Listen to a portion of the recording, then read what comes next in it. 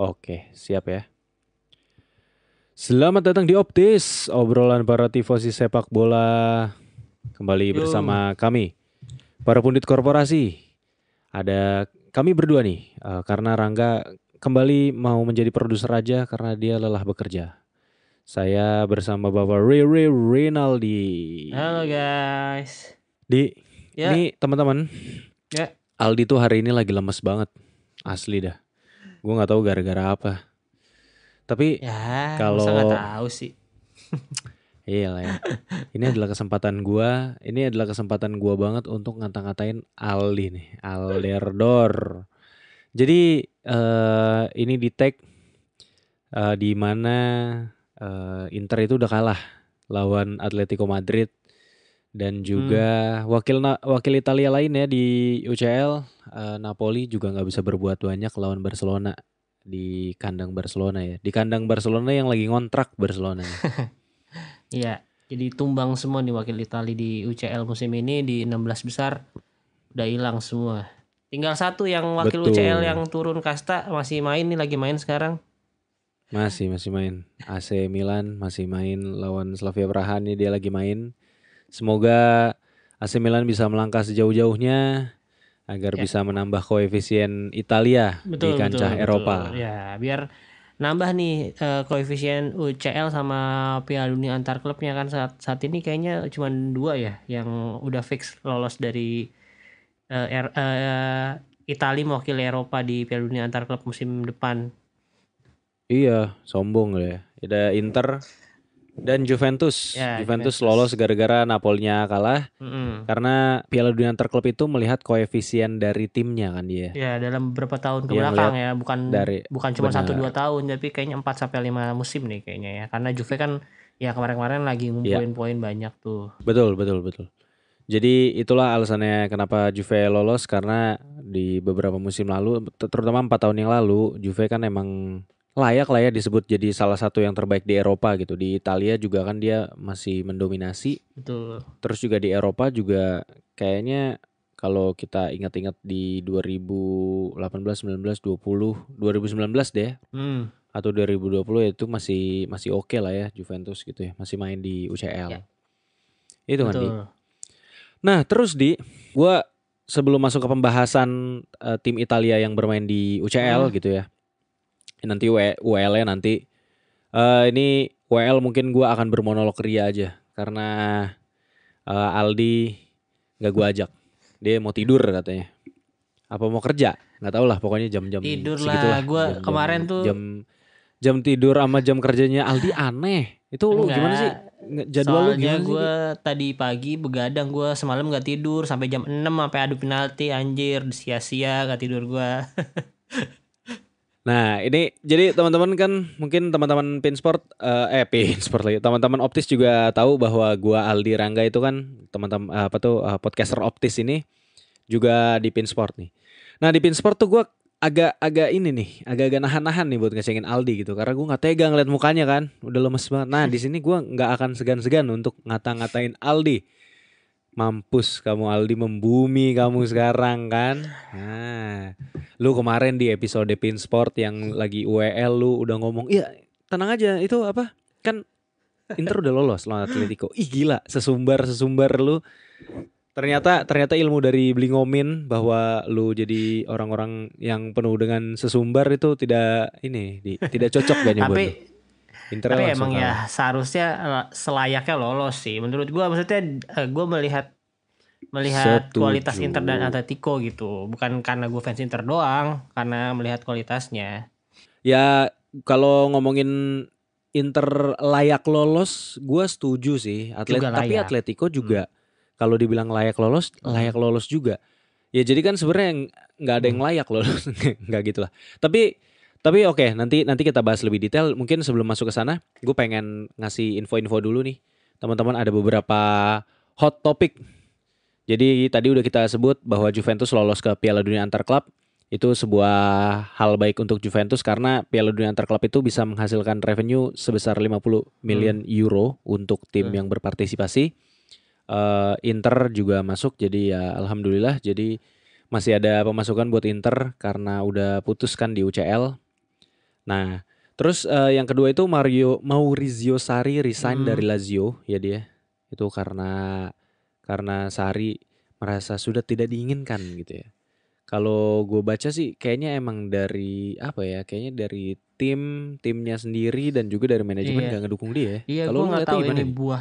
Kan performa jelek Lazio dalam beberapa ya di musim ini lah hampir ya sangat inkonsisten, hampir jelek mulu, jarang-jarang kadang-kadang malah kaget ketika nggak diunggulkan tahu-tahu menang gitu. Kayak lawan Lazio, lawan Bayern Munchen di leg pertama Iya kan dia bisa benar-benar. menang tiba-tiba 1-0 walaupun dari gol penalti. Cuman Iya. ya gue nggak tahu ini performa jelek Lazio itu buah dari si Sarri yang udah nggak diinginkan atau Sarri nggak diinginkan maksudnya kebalikannya gitu loh, maksudnya atau gara-gara jelek mulu tiba-tiba sekarang nggak dia nggak diinginkan jadinya jelek malahan Lazio-nya gitu. Gue nggak tahu yang mana duluan nih, gue Iya. nggak tahu yang mana duluan Gua nih, apakah emang mhm. dari Iya awal iya dari iya. awal musim udah nggak ya pertengahan musim kan udah nggak dikasih duit belanja sama sekali itu sama presidennya, sampai nggak beli apa-apa padahal kan banyak kekurangan dari Iya. mereka, atau gara-gara ya emang lagi performa Betul. jelek aja nih si Sarinya. Tapi memang layak sih, maksudnya udah bahkan layaknya dipecat gitu. Nggak, ini kan ibaratnya disuruh resign lah ya dengan baik-baik gitu. Tapi memang kalau dari lihat performanya sejauh ini memang harusnya lebih Iya. dulu dia daripada si Luis Garcia-nya Napoli. Atau Iya, bahkan Mourinho. Jose Mourinho kalau Iya. ngomongin result wise ya dibanding sama Sarri. Ya paling Sarri kelebihannya ya pernah ngalahin Mourinho aja Oh di iya Coppa iya iya. Italia kan. Lazio ngalahin Roma gitu. Iya, kalau gue sih ngelihatnya Sarri kayaknya memang tidak didukung manajemen. Kita tahu Sarri kan orangnya keras kepala juga ya, mungkin entahlah di locker room kayak gimana. Gue juga belum dapat banyak beritanya dan kayaknya untuk kejadian atau perkataan di locker room nggak akan ada ininya ya, nggak akan ada Iya. Private. beritanya ya karena itu kan emang hak Mm-mm. prerogatif pelatih dan pemain. Bener. Nah jadi gue setuju sama lu sih, gue ngerasanya kayaknya emang akhirnya Sarinya juga nggak diinginkan. Kalau gue sih ngelihatnya Sari nggak diinginkan, jadinya Hmm. timnya jelek gitu. Atau mungkin ya bisa jadi itu Iya. vice versa sih. Jadi timnya itu ngerasa kayaknya something wrong nih sama nih pelatih gitu. Jadi kayak terus juga kayak pemain yang dimainin juga kan kita sering lihat di lini tengah ganti-ganti gitu kan sampai akhirnya baru beberapa bulan belakangan ini akhirnya dapat pakem. Ya akhirnya mungkin itu yang menyebabkan ada rebellion dari pemainnya gitu ya. Jadi kayak udahlah jadi nggak perform gitu menurut gue sih. Maybe Sarri is the problem same as Mourinho in Roma gitu ya. Hmm. Problemnya di sini tanda kutip gitu ya tentunya. Nah terus ada juga ini berita singkat aja AC Milan digerebek nih di gara-gara ada dugaan Elliot itu masih own and control the club gitu. Jadi ngejual ke Redbird Capital ini tuh kayak bohong-bohongan gitu nih, kayak cuman buat tipu-tipu di atas kertas saja, ada penggelembungan, Ya. valuasi dan lain sebagainya. Nah ini juga, ini sih Hmm. sebenarnya masih kita tunggu ya berita selanjutnya dia apa yang terjadi. Tapi Milan sih kalau gue lihat sih kooperatif untuk memberikan bukti-bukti dan kayak ya udah aja gitu. Tapi kalau lu ngelihatnya ini gak sih nih kayak Iya, lucu ini gak sih kayaknya kayaknya digerebek gitu? Beneran didatengin pemulungnya loh. kurang ini. Biasanya maksudnya lu kayak tempat ini aja, kayak kayak tempat apa? Wih, gila gila gila. Remang-remang apa sih kayak gitu ya, klub-klub yang pinggir jalan gitu kan. Kalau biasa iya kan, Hmm. kalau nggak kalau Iya iya lagi iya. mandek setorannya ya tahu-tahu digerebek ada aja masalah kan. Tapi kalau lagi lancar-lancar Tahu-tahu mah didiemin ada aja aja kan Pol PP. biasanya Iya iya tempat-tempat kayak iya. gitu. Ini hal baru loh gitu. Ini hal baru loh ya kalau gue ngobrol sama lu di sini ya. Tapi itu masuk akal juga sih, bisa jadi ini jadi dipermasalahkan ya karena kita tahu lah bahwa kayaknya ada Ya, aja oknum-oknum bisa korup gitu jadi. ya dia. Iya, Dan itu akan jadi selalu ada masuk akal kemungkinan kayak gitu juga sih gitu gitu. menurut gua. Heeh. Tapi ya iya kemungkinan kayak gitu akan selalu ada. Gue setuju sih. Dan ya kita lihat aja kayak gimana kelanjutan kasus ini. Kalau dari AC Milan itu udah menyatakan kayak kita siap untuk diperiksa gitu. Terus si Ivan Gazidis sama Furlani juga itu dikontak Hmm, untuk dimintai keterangan gitu. Jadi berita ini juga baru muncul iya. kayak 2 hari yang lalu ya, satu Oh, dua hari yang lalu. Jadi ini masih fresh dan ini ya Ya, tanggal 15. kita tag ini di Jumat dini hari ya dia. Hmm. Bersamaan dengan tadi tanggal 15 Iya, bersamaan berarti dengan AC pantesan Milan aja lagi dong si main Ibrahimovic melawan Slavia jadi Praha presiden King Leagues ya. dan lagi unggul. Udah jaga-jaga aja nih, jaga-jaga nih kalau misalnya Milan kena masalah. Iya kayaknya Akhirnya gue udah ada jabatan lain lah. jaga-jaga. Iya benar. Ya sebuah langkah yang strategis yang dilakukan oleh Ibrahimovic ya. Dia menyelamatkan dirinya sendiri dulu dan ya gue setuju aja sih kayak ya daripada lu keseret-seret kan. Lagian juga posisi Ibrahimovic sebenarnya bukan yang benar-benar dia ada di manajemen tapi dia bukan yang jadi ini loh. Bukan yang jadi apa ya orang manajerialnya banget gitu yang ada di kantor gitu. Dia kan lebih ke technical di sepak bolanya gitu. Oke, mungkin itu aja news flash dari kita ya dia. Gue mau masuk ke pertandingan antara Napoli lawan Barcelona dulu nih di. Mungkin gue bakal nanyain lu lebih banyak gitu. Oke, gue kasih pendapat dulu sedikit. Napoli lawan Barcelona ini kalau gue ngelihatnya gimana ya? Taktik yang dideploy sama siapa gitu. pelatihnya? Calzona. Itu iya Calzona. Kayaknya ini deh. Kayaknya memang nggak cocok gitu untuk melawan Barcelona gitu. Kita juga udah bahas kan di episode minggu lalu ya dia bahwa pertahanan terbaik Napoli adalah menyerang gitu. Dan gua ngelihatnya Napoli lawan Barcelona ini malah Napolinya yang takut menyerang gitu di. Jadi dia sit back di belakang, mengandalkan counter attack dan bola-bola direct dan it doesn't work gitu. Lawan Barcelona is still Barcelona, they have the DNA, they have the Champions League mentality dan gue lihat Xavi kayaknya udah mulai bisa menerapkan tiki-takanya lagi gitu dan itu kelihatan di gol ketiganya Lewandowski kan. Gol ketiga yang dicetak Lewandowski itu proses build up-nya itu udah mulai tuh ada passing-passing tiki-taka sebagaimana Barcelona yang kita kenal waktu dia mendominasi Spanyol dan juga Eropa gitu. Nah kalau lu ngeliatnya gimana Di? Kalau permainannya Napoli Gue sih nggak sendiri. mau banyak ngasih analisa ya karena kalau menurut gue sebenarnya Napoli secara statistik bahkan sebenarnya unggul dalam ball possession tapi nggak kemana-mana ball possessionnya gitu, cuma di belakang-belakang aja, jarang ada serangan ke depan, shoot on target cuma 4.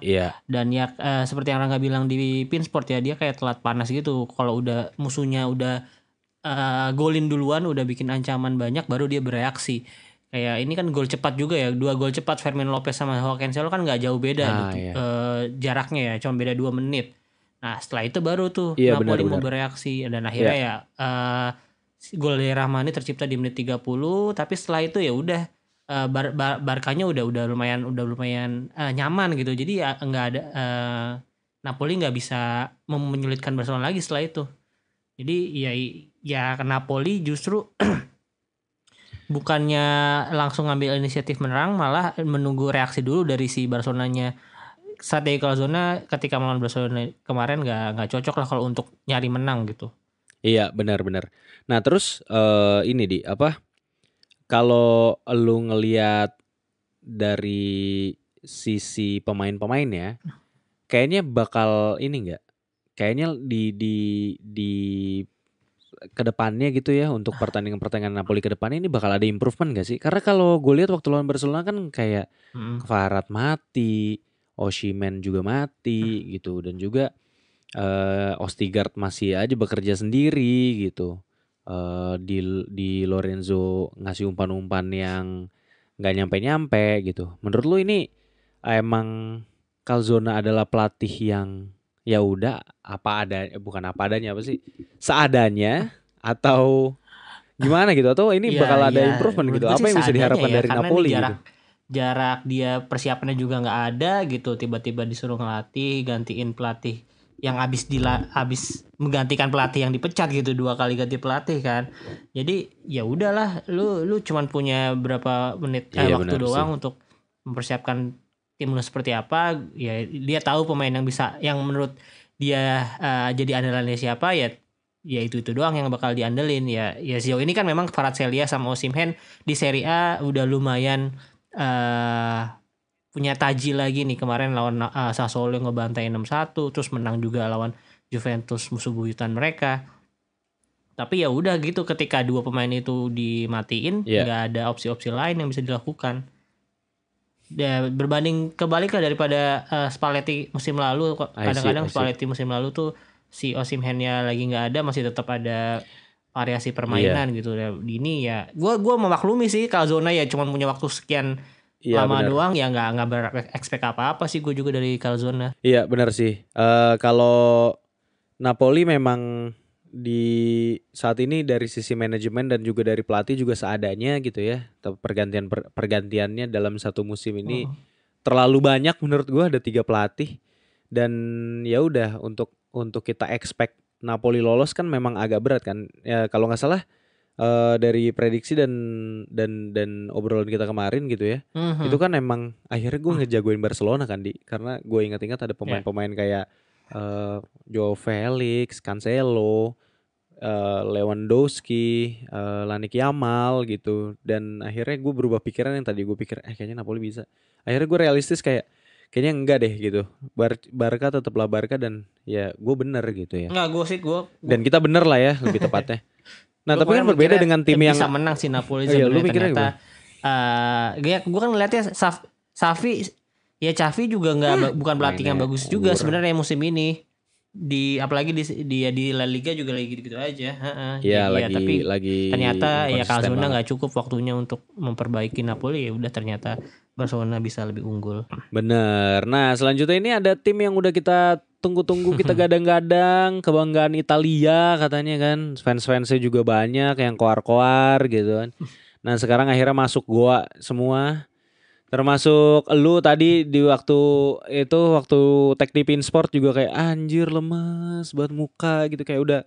Lu kenapa ya, lu ini nggak siap dicengin apa gimana? Atau emang lu sengaja masang muka melas kayak aduh malas gue dicengin, gue nggak mau denger gitu, gue udah capek belum tidur, terus lu ngeceng-cengin gue, enggak, Enggak lah, kalau gue mah fuck gue ya kesel gue gitu, itu gimana? sebenarnya berkali-kali mencoba maksudnya menunjukkan kalau ya gue ini Interisti yang ya dari zaman zaman kegelapan gue tetap setia gitu. Gue melalui beberapa tahapan lah jadi Interisti lah. Ya jadi kayak hal-hal kayak gini tuh ya kalah, ya udah kalah biasa Iya, aja, kayak enggak, final kemarin UCL kemarin aja udah gitu. Ya sebenarnya sedih, cuman ya iya, udah iya. emang belum saatnya dan emang kemampuannya masih segitu. Ya kita cuman bisa dukung kalau menang, ya support terus kalau di saat kalah juga gitu. Nah tapi yang bikin kecewa adalah, ya maksudnya bikin Anjay, kecewa adalah ya sebenarnya ya ini anjay, di tapi yang musim iya ini maksudnya apa tuh? ya kelihatan banget kalau Inter tuh sebenarnya bisa melewati Atletico Madrid dengan mudah gitu. Kalau kita lihat dari leg pertama tuh Inter, ya elah kalau lu bisa Iya, iya, iya. kalau nggak salah gue shoot on target berapa ya, kalau lu bisa meninggal 30% lu dari chance itu jadi gol, ya lu bisa unggul 2 atau 3 gol udah aman sebenarnya gitu, nggak tanpa harus lu pusingin lagi leg kedua gitu. Nah, ini yang menurut gua Hmm, hmm, hmm. gagal dimanfaatkan di leg pertama ya sama Inter ya. Sebenarnya itu kesempatannya ada banget, dan Atletico juga lagi off form gitu ya karena Hmm. main tandang waktu di Giuseppe Meazza. Tapi ya Ya. ternyata harus dibayar mahal dia.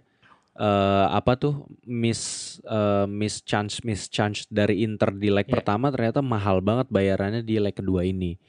Gue ngelihatnya Atletico juga jadi tim yang berbeda di kandang gitu ya, di Wanda Metropolitano. Jadi tim yang kesurupan gitu Betul. kalau gue lihat, dan mental gitu. Diego Simeone kayaknya bisa mengajarkan timnya bahwa nggak ada tuh kata give up gitu, dan bahkan Simone Inzaghi juga di konferensi pers bilang bahwa Ya. their team doesn't know how to give up gitu. Dan sebaliknya Inter selayaknya seorang petinju yang udah kebanyakan menang dan keseringan mukul, ketika dipukul balik kaget gitu ya di gol penyeimbangnya Hmm, hmm, Griezmann hmm. itu kan, akhirnya kayak anginnya berubah tuh, yang tadinya Inter yang nguasain, tiba-tiba Atletico yang jadi dapat angin, dan counter attack kayak Inter berhasil di counter sama Atletico. Kalau gua pinjam omongannya Bang Bara ya, cara ngalahin Inter itu kan counter attack ya Inter. Nah, cuman gini di, gue pengen ngebahas, kan tadi lu mungkin lu bisa jelasin juga gitu, unek-unek lu apa aja sih yang salah gitu di pertandingannya Inter lawan Atletico ini yang dilakukan oleh Simone Inzaghi, atau mungkin dari pemain-pemainnya gitu. Kalau mungkin lu bisa jelasin dari yang paling general sampai yang paling detail gitu. Nah itu apa yang bikin lu kayak kayaknya nggak biasanya kayak gini kok gini sih gitu. Sorry sebelum lu jawab, Inzaghi juga ada melakukan kesalahan sebenarnya. Ada juga dia pernah melakukan hal seperti ini. Itu kayak kalau di catatan gue tuh ada dua. Yang pertama itu waktu dia megang Lazio waktu lawan RB Salzburg apa Leipzig gitu, yang dia udah unggul 2-5 malah kebobolan 3 dan akhirnya kalah. Itu yang pertama. Yang kedua, sebenarnya pergantian aneh yang dilakukan Inzaghi itu pernah terjadi 2 musim lalu waktu derby lawan Milan. Makanya akhirnya menghasilkan kekalahan waktu itu kalau nggak salah 2-1 skornya kan. Nah ini coba gimana apakah ini penyakit lamanya Inzaghi yang tiba-tiba muncul lagi menurut gitu? Gue Diego Simeone yang di pertandingan ini outcome Inzaghi lah. Dia memang jelas ya lebih baik aja di pertandingan ini daripada Inzaghi. Maksudnya Oke. Ya kita tahu di leg maksudnya di leg pertama kita tahu mantap. Atletico nggak bisa buat shoot on target sama sekali. Tapi ya selainnya pelatih, ya Betul. lu pasti akan memikirkan gimana caranya lu nggak melakukan kesalahan yang sama di leg kedua kan. Makanya gue tuh agak sebel sama teman-teman Interisti mungkin yang ada di komen-komennya Pinsport tuh kayak, kok lu bisa mikir kayak gitu sih, orang kemarin aja Atletico nggak ada apa-apanya lawan Inter. Soalnya gue lihat itu aja ada teman-teman Interisti yang yang kayak gini, yang serius lu? Bukan mendukung sih, memprediksi Inter bakal kalah sama Atletico, tapi itu dihujat sama Interisti satu lagi yang yang dihujat sama fans Inter sendiri. Iya kayak, luar biasa. Lu gimana sih orang orang Inter lagi bagus kok, Atletico Madrid nggak bisa kenapa-napa gitu kemarin. Terus akhirnya gue balas, ya nggak selamanya fans Inter harus prediksi Inter menang gitu. Dan lagian ya bisa jadi juga kok, karena ya masa sih pelatih udah lama ngelatih Atletico sampai kalau nggak salah 11 atau 12 tahun bakal ngelakuin hal yang sama gitu di timnya yang dia udah tahu banget karakternya seperti apa. Ya pasti karena ada approach yang bisa untuk memperbaiki hasil pertandingan sebelumnya lah. Nah terbukti kan di kemarin akhirnya ya Diego Simeone bisa menjawab itu semua dengan bermain attacking tapi juga nggak lupa defense-nya tetap rapet, tetap mengandalkan bola-bola directnya tapi on point semua gitu. Ketika maksudnya bisa mengeksploitasi ya pos-pos yang bolong dari Inter. Ya memang Inter suka counter attack, ketika di counter ya pasti akan ada kebolongan, maksudnya ada beberapa yang telat turun lah, ya itulah yang dimanfaatkan oleh Diego Simeone. Terus ya kalau mau bilang permainan Atletico keras, ya keras gue bilang kemarin, bahkan hampir menurut gue agak sedikit kasar karena ya mereka hampir menghalalkan segala cara untuk memotong counter attack Inter gitu. Tiap Inter udah mau build up langsung aja disikat. Rodrigo De Paul, Koke, itu Mkhitaryan sama asli. Iya maksudnya semuanya tuh Saul iya, jadi ya memang ya tactical lah itu. Tapi ya di sini gue juga agak mempertanyakan wasit juga kenapa agak sulit untuk kasih kartu kuning. Baru beberapa kali mereka ngelakuin itu baru dikasih kartu kuning. Jadi ya caranya Atletico ya seperti itu kalau mau menang, dan itu pasti diinstruksikan oleh Simeone. Jangan sampai Inter nyaman melakukan counter attack. Lu kalau bisa putus dari awal dulu biar aman gitu. Kalau udah counter attack ya lu nanti malah bingung hadapin Inter di depan gawang lu. Nah itu yang terjadi di gol pertama Di Marco kan, itu kan kecolongan kan mereka. Bener, sebagus-bagusnya pasti ada celah juga, dan akhirnya bisa dimanfaatkan itu oleh Di Marco. Dan itu gol yang ya Inter banget menurut lu, yang lu bilang juga di Pinsport kan memang seperti itu Inter kalau dalam beberapa pertandingan ini dalam cetak gol ya begitu polanya. Dan ya itu sebenarnya udah naikin mental Inter banget, itu udah nyaman lah unggul 0-2 agregat kan, bermain di kandang walaupun masih ada 60 menit tersisa. Tapi ya gol Griezmann lagi-lagi gue bilang ya merubah segalanya gitu, menaikkan lagi mental mereka. Dan ya setelah itu angin udah ke Atletico terus, walaupun Inter punya sekali serangan balik tapi sayangnya nggak bisa dimanfaatkan. Tuh ada Dumfries 1-on-1, Barella 1-on-1, Thuram 1-on-1. Itu kalau misalnya mereka lebih tenang dan punya finishing yang bagus sih ya harusnya jadi 1 atau 2 gol lah itu. Tapi memang si Oblak sih positioningnya bagus sih. Itu pasti ada pengaruh Oblak juga, mereka bisa nendang kayak gitu sih. Maksudnya Thuram bisa nendang tinggi Itu segitu, Barella bisa nendang tepat ke Oblak kan, asli. itu positioning Oblak gitu. Iya, ini detail yang lu jeli banget ngelihat tadi. Gue setuju banget sama lu. Jadi ketika lu jadi striker, lu ngelihat posisi kiper itu ada di posisi yang tepat, lu pasti akan kagok sendiri gitu.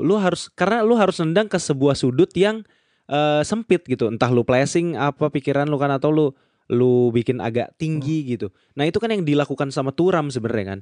Kalau gue ngelihatnya Thuram itu kagok dengan posisi Oblak yang bagus banget, dan juga Thuram kan dengan posisi dikejar kan, yang waktu dia one on one itu, jadi nggak bener-bener one on one nyaman banget gitu, dia tetap dikejar gitu.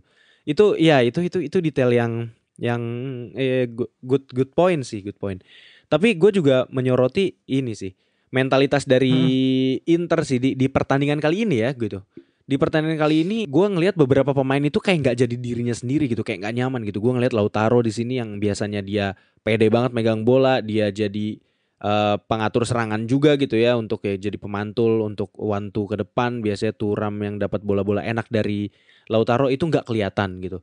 Terus juga kayak Pavard juga kayak entah apa yang merasuki dia gitu ya.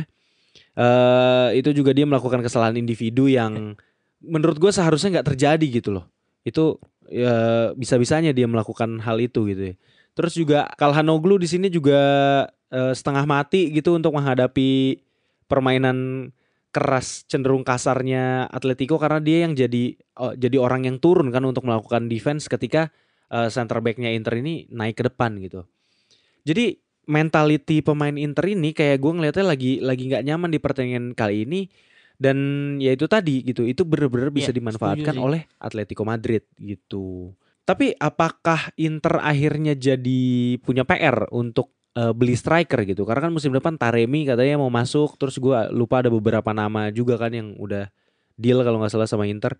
Nah ini jadi kebutuhan striker Inter ini kalau melihat tepat dari nggak yang sih? sekarang sih Masih jelas butuh butuh nggak sih. sih? Maksudnya Inter dalam membuat peluang itu nggak sulit ya.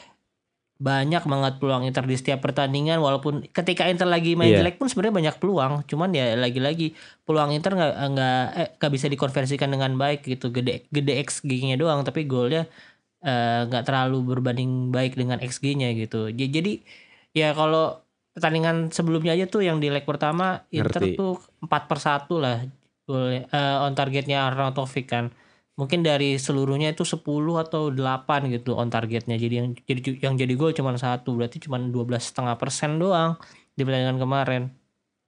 Nah, itu hal yang nggak boleh dilakukan untuk tim yang mau juara sih, apalagi juara UCL. Ini di Italia ya, karena di Italia aja levelnya beda gitu. Di Italia lu main jelek masih bisa menang. Inter lawan Bolonya kemarin main jelek tapi masih bisa menang. Lawan Genoa juga main jelek sebenarnya tapi masih bisa menang. Jadi ya kalau di Italia lu masih bisa. Kalau di UCL ya lu harus memanfaatkan semua peluang itu, or you will be punished lawan tim yang lebih efektif banget gitu. Ini baru Atletico, belum nanti Madrid, belum nanti City. Iya, jadi ya kalau misalnya Inter masih kayak ya memang kalau mainnya kayak pertandingan kemarin ya memang sorry to say untuk Interisti ya memang belum saatnya Inter juara UCL musim ini. Benar. Emang cuma Milan sebenarnya yang punya kemampuan DNA untuk juara UCL sebenarnya. Emang lagi belum masanya aja ini, Milan belum balik lagi gitu. Ntar kalau udah balik lagi, kalau kayak punya pelatih yang lebih oke, gue rasa. Tapi Inter ya benar seperti yang lu bilang tadi, kayak nggak nyaman dan kayak ya gue sih ngerasa nggak bisa lepas dari tekanan Atletico dan supporternya ya. Tapi mungkin ada sedikit faktor juga ya ada pengaruh. Bukan media, maksudnya ya media udah mulai menyoroti Inter nih, menurut gue ya, karena sekarang udah di podcast besar di Indonesia bahkan di luar negeri itu udah mulai banyak yang ngomongin Inter gitu. Berbanding terbalik dengan musim lalu Inter nggak dianggap apa-apa dan bisa masuk final UCL. Iya benar. Malah Milan yang lebih banyak diomongin menurut gue. Ini musim ini Inter udah mulai dapat sorotan, dan yang emang kenyataan lagi bagus ya, jadi mungkin itu jadi beban juga, beban tambahan untuk mereka gitu. Oh, gue tahun lalu bisa masuk final nih dengan skuad seperti ini, gue lebih baik dari musim lalu ya, gue bisa harusnya masih bisa juga nih, tapi ternyata ya malah itu jadi beban buat mereka, buat pemain juga. Kayaknya sih ada, gue ngeliatnya sih ada itu dari Lautaro Martinez, mukanya tuh terpancar seperti itu kemarin. Gila, jadi pakar mikro ekspresi lu ya. Ya tapi Tapi itu masuk akal juga di penjelasan lu tentang ada tekanan dari media juga. Dan ini loh, dan media juga emang pinter banget untuk menggembar-gemborkan bahwa ada loh narasi-narasi yang mengatakan bahwa Inter itu selevel sama City, yang bahkan City aja ngap-ngapan untuk ngalahinnya gitu. Jadi kayak berasa banget bahwa kalau tim lu bukan kayak City ya kayaknya lu belum akan bisa ngalahin Inter gitu. Tapi ternyata dengan kekalahan lawan Atletico Madrid ini, menurut gue ini juga jadi apa ya, dia jadi kadang kan ini ya, kadang kan kita tuh butuh gitu sebagai tim untuk memberikan intimidasi gitu kepada tim lawan kita dengan narasi-narasi tersebut gitu, iya kan? Dengan kayak jadi biar ada rasa takut duluan gitu yang ada di kepala pemain-pemain lawan ketika harus menghadapi Inter gitu. Tapi dengan kekalahan lawan Atletico Madrid ini, gue rasa jadi sebuah apa ya? Secara umum akan ada mental boost ketika ketemu Betul. Inter itu, bahwa Inter adalah tim yang bisa dikalahin gitu. Nah ini gue takutnya sih Inter bakal terpengaruh juga Ya. di Serie A-nya, dan gue rasa akan terpengaruh ya. Yang kedepannya kan akan lawan Napoli nih.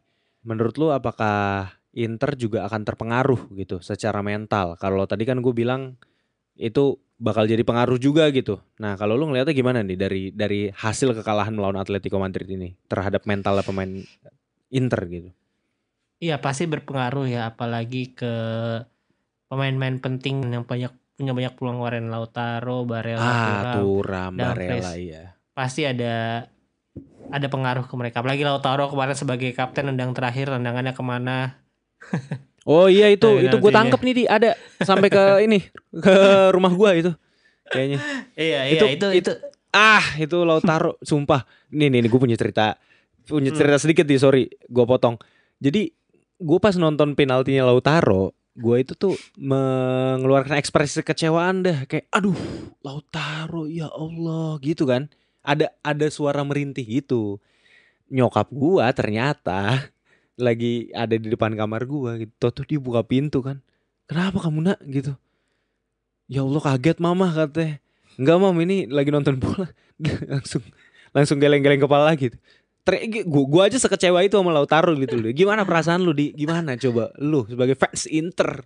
Ya, gue sih dari awal itu bakal jadi adu Sampai penalti, nggak tidur lu. itu gue udah pesimis. Kalau adu penalti gue pesimis. Gue banyak faktor lah yang bikin gue pesimis ya, karena Inter nggak punya pemenang yang baik. Terus kiper mereka Jan Oblak yang menurut gue oke banget. Solid banget, bagus solid banget ya. banget, solid bener-bener. Walaupun nggak terlalu banyak tingkah, nggak kayak Emiliano Martinez, nggak kayak Julio Cesar, Iya nggak kayak bener. yang suka provokasi nggak kayak gitu. Cuman dia nunjukin ya kalau dia emang bagus aja gitu tanpa harus banyak ngomong gitu. Iya, dia tuh kayak Peter Cech kalau gue lihat. Ya, Emang dia tinggi. intimidasinya tuh gitu. Ya dia tinggi, dia baca bola bagus, positioning bagus tadi seperti gue bilang. Ya dia cukup lengkap lah. Ya memang salah satu kiper terbaik di dunia saat ini gitu. Sedangkan Jan Sommer, gue bukan mengecilkan Jan Sommer, tapi emang Jan Sommer kecil posturnya. Emang kecil. Iya, posturnya kecil, dan itu berpengaruh dalam adu penalti ya. Dalam adu penalti kan sangat butuh reach yang panjang gitu. Lu harus cepat, suka nggak suka. Lu membaca bola dengan baik nggak cukup juga kan. Kalau misalnya tendangannya itu benar-benar ke pojok gitu kan. Ya gawang segede gitu dengan badan lu yang segede gitu pasti akan sangat sulit untuk dijaga gitu. Ya dalam baca bola dia bagus, cuman Richard ternyata kurang, dan dia kurang intimidatif seperti yang gue bilang di pinball ya. Dia ya terlalu baik lah mukanya, udah gitu doang. Terlalu lempeng gitu. Dan ya ternyata terjadi kan. Lautaro, gue tahu Lautaro jelek dan gue yakin gak bakal gol, dan dia ditaruh di pendang terakhir lagi. Mungkin berharap seperti Lautaro di Piala Dunia yang membawa Argentina, Messi dan kawan-kawan menjaga asa. Iya benar. Iya, melangkah melewati Belanda yang sebenarnya comeback juga itu mirip-mirip kayak ini juga kan. Ini kan Inter juga sebenarnya di comeback sama Atletico kan. Nah itu juga Belanda kan di comeback juga kan di menit-menit akhir, si Wout Weghorst itu golin. Iya benar. Nah itu dia jadi penendang utama, penendang terakhir pamungkas yang membawa Argentina lolos. Ternyata tidak berhasil di sini. Ya memang secara track record tuh di penalti open play ya, maksudnya yang penalti yang bukan penalti, dia tuh 15 kali golin, 9 kali gagal. Jadi hampir 50 ya mendekati 50% lah. Jadi Mendekati bukan 50% itu ya. bukan sesuatu yang bagus gitu, cuma 50% ke atas doang kan. Ya, Tapi siapa lagi penendang gini. Kalau lu harus kasih penendang terakhir, gue setuju sebenarnya Hakan itu penendang pertama. Naikin ya. mental dulu dong. Mm-mm. Penendang terbaik lu kasih pertama. Tapi siapa penendang paling tenang lu sebenarnya yang lu harapkan untuk ditaruh sebagai penendang terakhir sebenarnya yang jadi decisive Makanya penalty Inter tuh taker-nya? nggak punya ya, kalau misalnya sebenarnya kan gue bilang nggak Iya di punya, squad ini tapi deh. di squad yang ini ya yang paling ini menurut gue bahkan Acerbi atau Alexis Sanchez sebenarnya, yang dia tuh dari Oh. kedewasaannya. Ya Acerbi kemarin lu lihat nendang ke tengah gitu dengan ya mulus aja gitu. Ya di Italia juga beberapa kali dia melakukan itu setahu gua kalau Italia kena adu penalti. Ya kayak main kayak Yes, Chiellini, Bonucci, Acerbi Acerbi. itu ya cukup tenang lah walaupun dia kaki kiri dan posisinya back sebenarnya. Cuma dalam eksekusi penalti kan nggak cuman akurasi doang kan, tapi mental dan ketenangan juga berpengaruh gitu. Ya bener Nah, kalau Acerbi setuju gua. Alexis juga Alexis itu menurut gue kayaknya aduh. sebenarnya oke juga dalam beberapa penalti yang diambil selama di Inter. Ya ternyata kemarin kebaca juga, dan ya memang itu sebenarnya juga ada. Kalau kemarin Alexis emang kurang ke pojok sih. Si Klaassen tuh yang ke pojok tapi tetap kena sama si Oblak. Oblak. Iya, jadi emang eh gua nggak bisa menyalahkan banget pemain-pemain Inter kalau udah masuk adu penalti ya dia. Karena emang Oblak ini terlalu superior sih. Dan gua harus ngasih kredit juga kepada penendang-penendang Atletico yang cukup tenang gitu untuk ngalahin Jan Sommer gitu.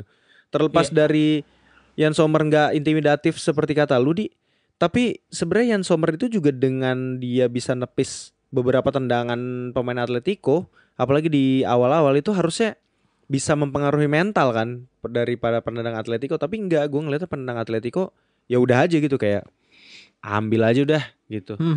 Dan tendangannya Depay sama Angel Korea tuh mirip-mirip dan bagus. Tendangannya naik tapi nggak naik banget gitu. Ya Angel Korea yang kena tiang atas tuh tapi tetap gol kan. Itu bagus banget sih.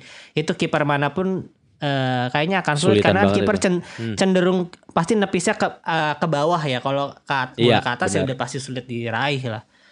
Kalau udah Betul. penalti. Dan nendang penalti itu kalau untuk bolanya agak ngambang ke atas itu tuh butuh teknik juga loh. Jadi nggak, Iya, jadi gue lu rasa harus nggak pas semua banget pemain gitu. nggak Gak semua cuman pemain keras tuh doang. Kalau bisa. keras doang lu kayak Lautaro kemarin ke atas gitu. Iya, akhirnya jatuhnya di ini nih, di Cengkareng bolanya. Nah, itulah makanya buat fans-fans tim rival yang gak suka sama Inter. Nah, ini saatnya nih kalian ngetrol, ngecengin Inter nih saatnya nih. Karena ya Oh kapan ini lagi udah nih saya lakukan ini, udah saya untuk lakukan. ntar Giornata 3-3 kalian gak bisa lagi melakukan ini. Gila.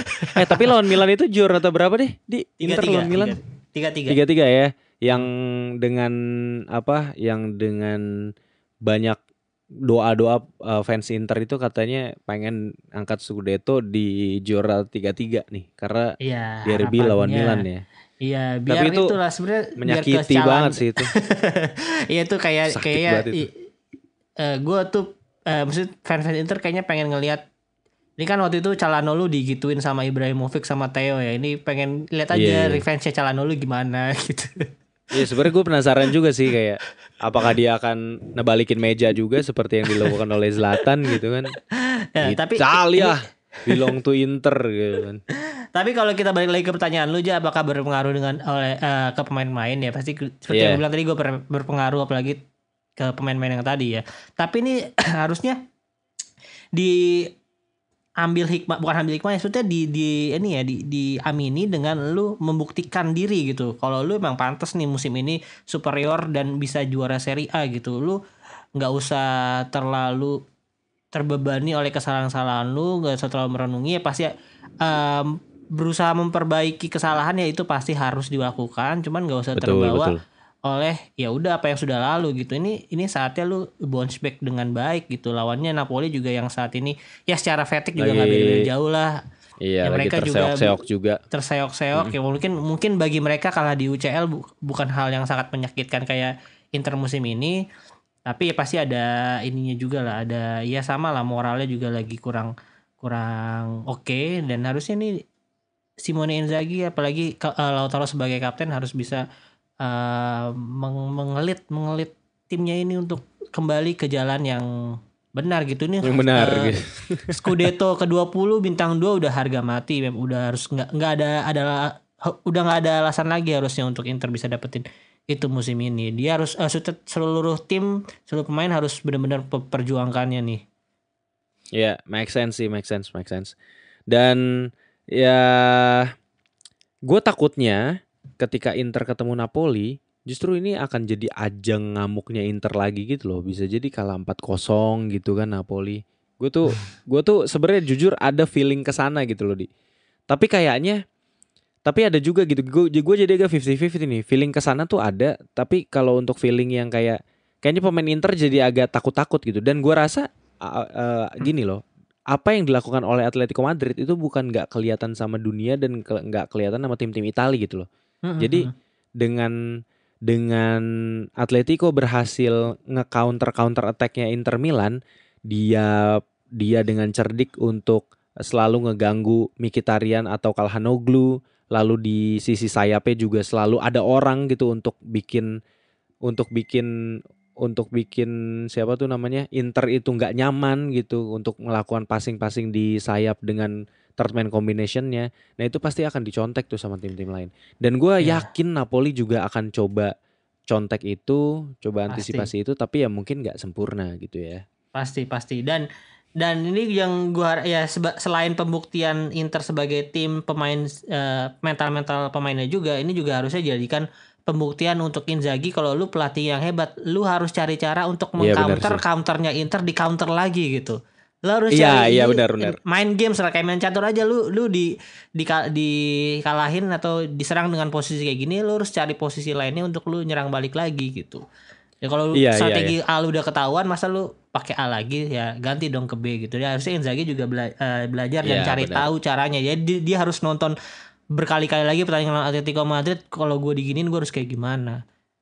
Iya, itu gue setuju sih. Ya mungkin nggak di pertandingan lawan Napoli, tapi pertandingan selanjutnya gitu ya. Jadi mungkin pas lawan Milan udah bisa juga gitu ketika Milan mau ngelakuin counter attack Inter. Nah Inter punya obatnya gitu. Tapi ya nggak mungkin lawan Milan sih di.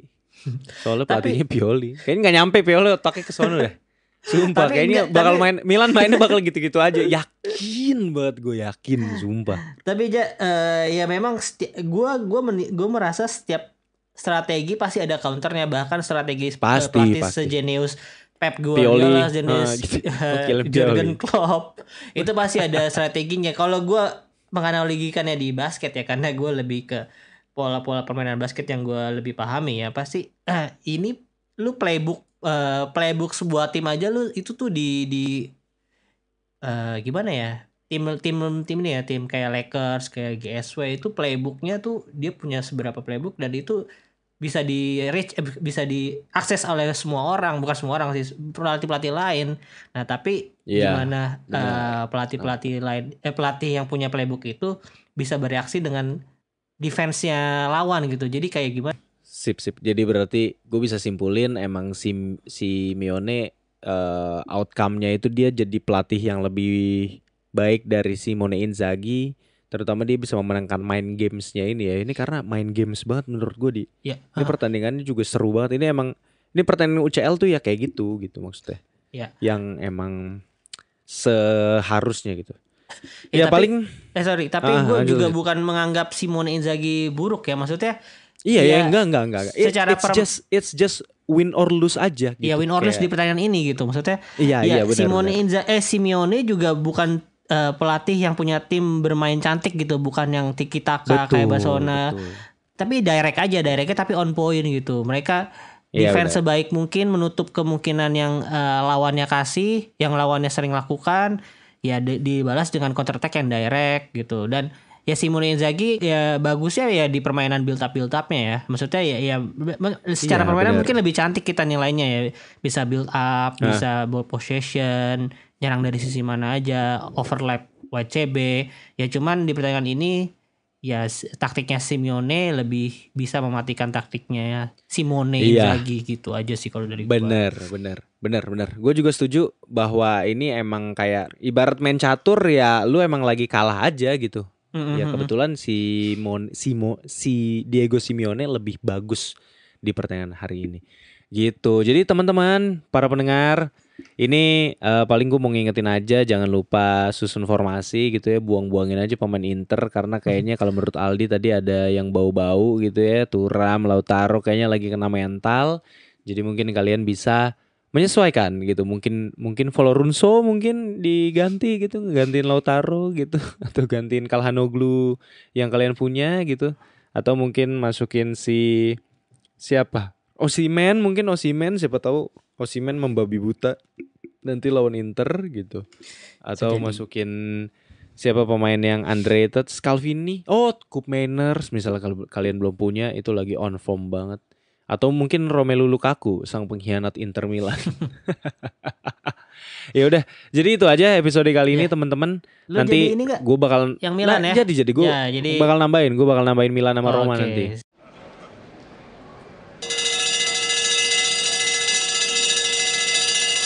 Halo teman-teman Tifosi, ini adalah tambahan rubrik News Flash. Ini disampaikan secara monolog oleh saya Reza. Seperti yang sudah disampaikan oleh Aldi, ini adalah informasi tambahan untuk Europa League yang baru berakhir setelah kami take berdua. Ada Slavia Praha yang harus mengakhiri pertandingan dengan agregat 3-7. Pertandingan di kandang Slavia Praha di Eden Arena berakhir 1-3 untuk kemenangan AC Milan. Di sini terjadi kartu merah ya, teman-teman, sama seperti di leg pertama, dan AC Milan berhasil memanfaatkan situasi tersebut dengan mencetak 3 gol di babak pertama. Rafael Leao bermain sangat baik, dia mencetak 1 assist dan 1 gol. Lalu menurut gue pribadi sih, klinis juga AC Milan bermain di pertandingan kali ini. Di babak kedua, tempo agak mengendur, tapi gue respect banget sama Slavia Praha yang di depan pendukungnya sendiri nggak menunjukkan rasa gentar sama sekali. Dan akhirnya bisa mencetak 1 gol, gol hiburan ya. Tapi itu cukup membuat Eden Arena bergemuruh. Inilah tim-tim dari Eropa Timur yang harus diwaspadai. Ke Spartanannya, pantang menyerahnya itu luar biasa. Dan sebenarnya secara teknik juga nggak kalah ya. Mungkin secara taktikal dan kematangan pemain aja sih menurut gue yang kalah dari tim-tim dari Eropa Barat atau ya, tapi memang Italia juga salah satu dari 5 liga terbaik ya di dunia ya. Lalu ada pertandingan antara Atalanta melawan Sporting CP. Berhasil menang 2-1 seperti prediksi gue di episode kemarin juga ya. Ini kemenangan yang didapatkan secara susah payah oleh Atalanta. Gol dicetak oleh Ademola Lookman dan Gianluca Scamacca. Ederson dan Miranchuk bermain sebagai assist, bermain cukup baik menurut gue di sepanjang pertandingan. Ini kemenangan comeback untuk Atalanta dan Atalanta akan bertemu Liverpool di quarter finals.